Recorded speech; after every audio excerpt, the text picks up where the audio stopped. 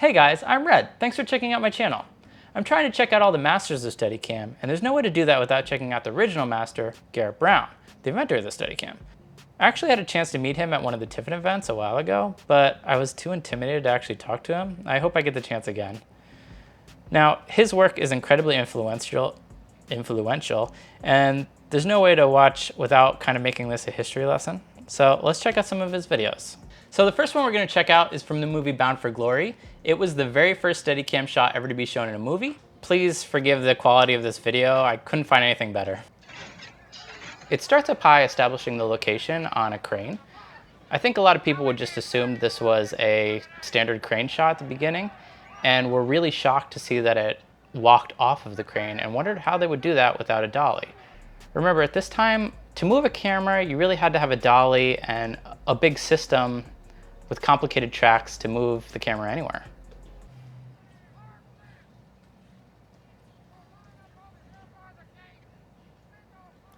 I believe the actor actually forgot his jacket there and went back for it, but good for Garrett for actually just improvising and allowing the space for him to go back for it and continue on.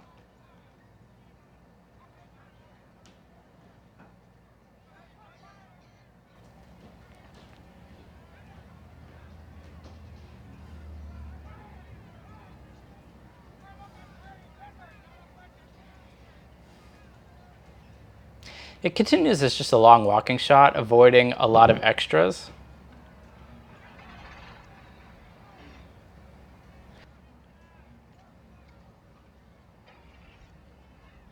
Man, there are a ton of extras in this movie. And they're sort of just going wherever they want to go, too. Like, I'm sure they don't know what the Steadicam is yet. It's the very first time ever seeing it. I'm glad nobody bumped into him, though.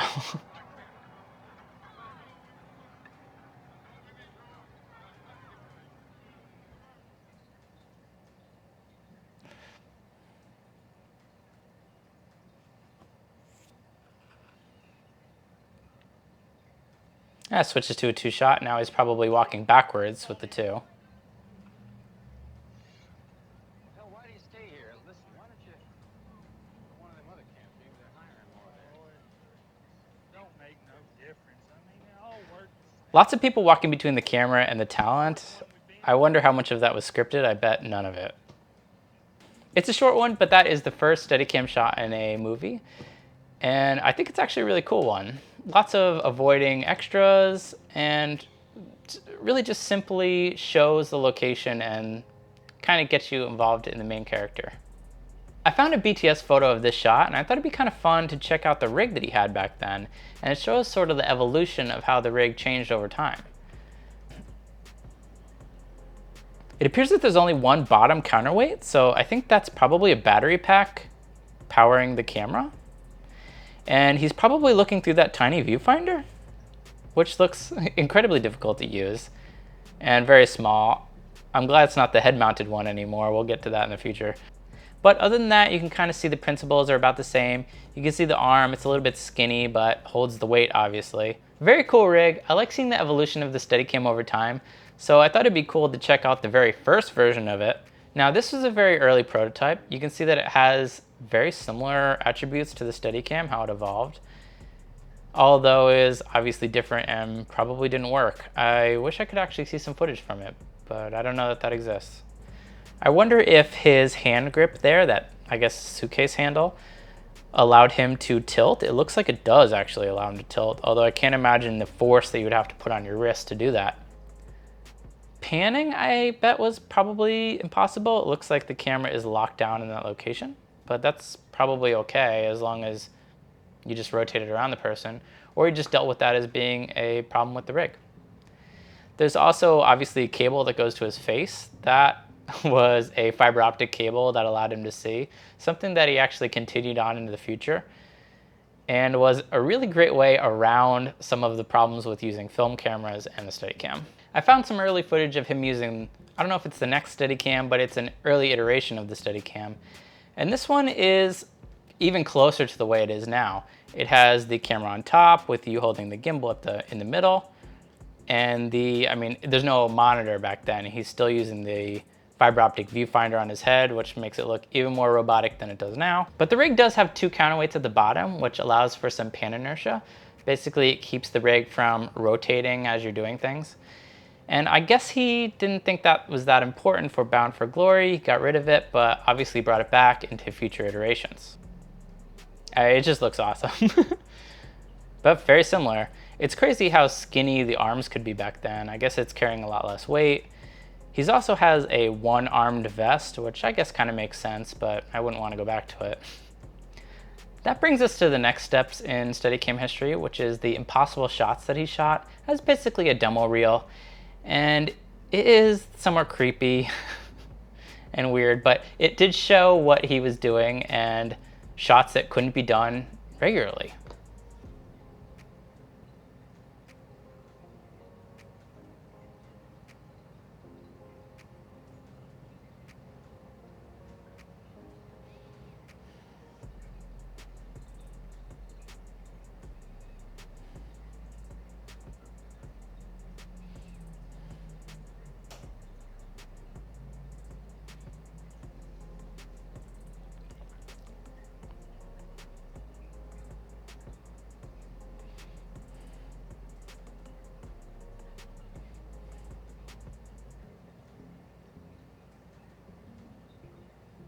This woman is actually his girlfriend at the time, who ended up being his wife. Kind of a fun fact.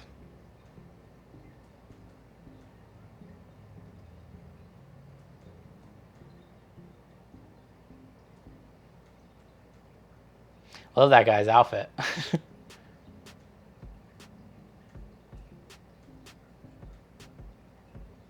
This is what I would say is one of the most important shots from it, which is running down the steps of the Philadelphia Art Museum, which leads us into our next thing.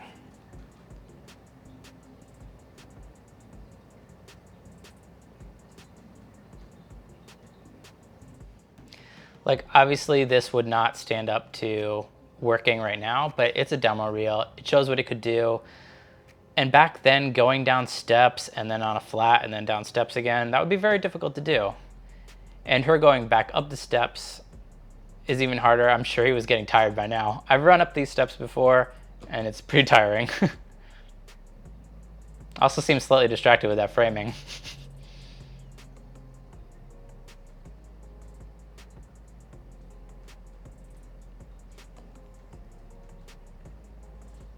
So the director of Rocky saw that shot and wondered where they shot that shot and how they shot that shot. And that leads us into our next footage, which is from Rocky, obviously. And everybody always thinks this is the first Steadicam shot, but it's not, as we know. But it's still a really important one and a really interesting shot. When I think about this shot, I always remember it being a long run-up of all these steps. But when you watch it back, you see that it's really a long pan, and they really only run up the last little bit. You can see it goes fairly sideways there, and that's because the AC was tethered to him. And I don't remember if it was because they had batteries for the camera or because it was some sort of focus unit for the lens on the camera. But the AC essentially got really tired and the cable pulled the rig, which made it go really sideways. They had been running up steps for the last 3 takes, so what do you expect?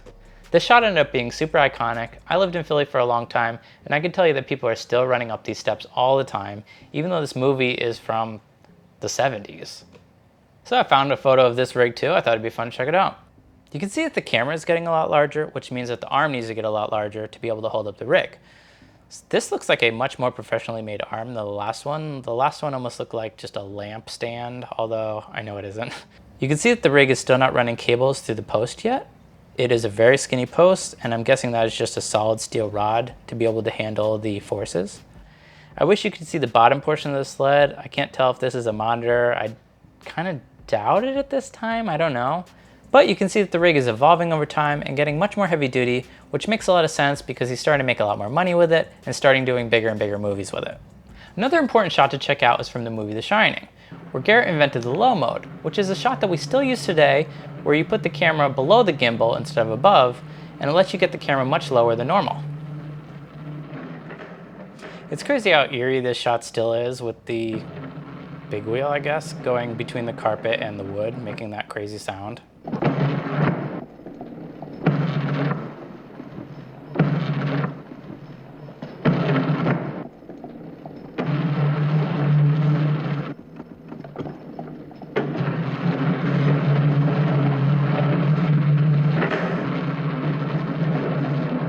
So I thought he was running after him in that shot this whole time, but I found a photo of it actually, and you can see that he's on some sort of rickshaw. But I thought it'd be interesting to check out the rig, and although this photo is kind of horrible, you can see that he does have a monitor now. And that I can't tell, oh, it's a CRT monitor, so a lot of this bottom weight is probably just the electronics that go with that. And you didn't want to put that too high up on the post where the monitor would be, because it would throw off the balance basically. I wish I could see a little bit more of how this arm is connected and how this rig worked, but this view is just sort of, it's just too tiny of a photo to really see. I also found this shot where you can see a lot better view of the actual rig, but you still can't really see the arm, which I wish you could see a little bit more of. But it's certainly a more professional rig than it was before. Finally has a monitor, which is awesome. And looks a lot easier to work with. Now, while the shots are super historically relevant, I feel like they're not a great representation of Garrett's capability. They were early on, and he didn't really have, I mean, he had no training. He was inventing this as he was going.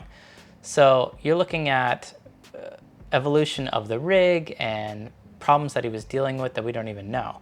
So I thought it'd be interesting to check out a shot that he did later on that shows his capability a lot better off. So this is from the movie Casino. I believe they actually shot this at a working casino. They didn't even shut it down because it was making more money to not shut down than they would make from the movie. So a lot of the people in the background are not extras, and a lot of the people in the room aren't even extras. They're actually working. As the door opens, I know there's a PA probably back there holding that door open so it doesn't hit Garrett. This shot is really different than most of the other shots that I show because it is more of a POV shot than it is a shot of just following talent around. It looks like you're more of a character in the script than you are just watching the characters do a thing.